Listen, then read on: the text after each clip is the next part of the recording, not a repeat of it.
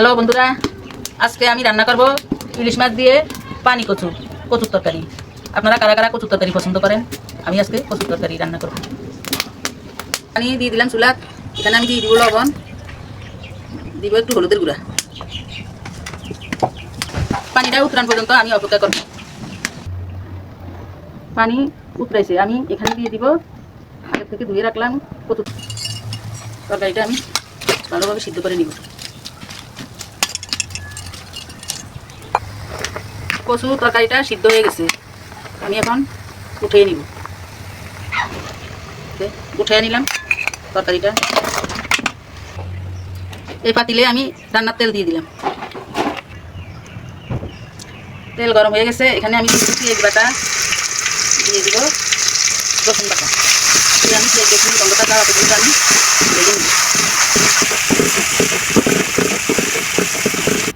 পেঁয়াজ রসুনের কাঁচা গন্ধটা গেছে, এখানে আমি পানি দিয়ে দিই অল্প পরিমাণে।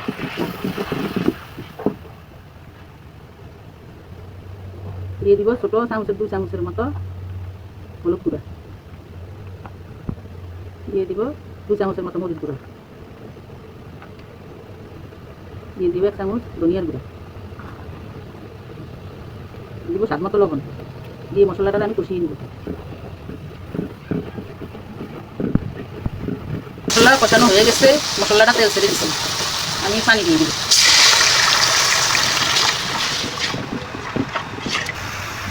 এখানে আমি একটা একটা করে মাছ দিয়ে দিব।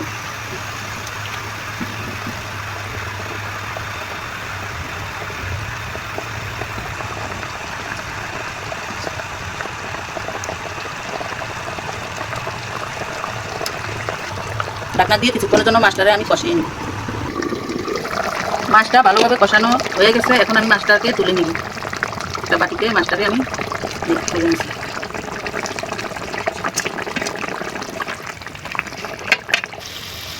এই ঝোলের মধ্যে আমি কচুর তরকারিটা দিয়ে দিলাম, দিয়ে ভালোভাবে নেড়ে চেড়ে ঢাকনা দিয়ে দিব।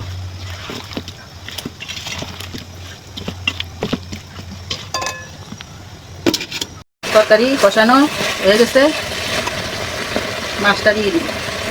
মাছটা দিয়ে দিলাম, দিয়ে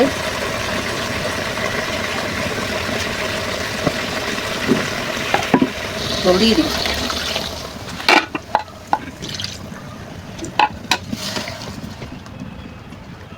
জল দিয়ে আমি মাছটারে ভালোভাবে মিশিয়ে জলের সাথে ঢাকনা দিয়ে দিব। এখানে আমি ঢাকনা দিয়ে দিব, কিছুক্ষণ রান্না করব। রান্না শেষ। পানি কচু আর ইলিশ মাছ রান্না কেমন হয়েছে বন্ধুরা?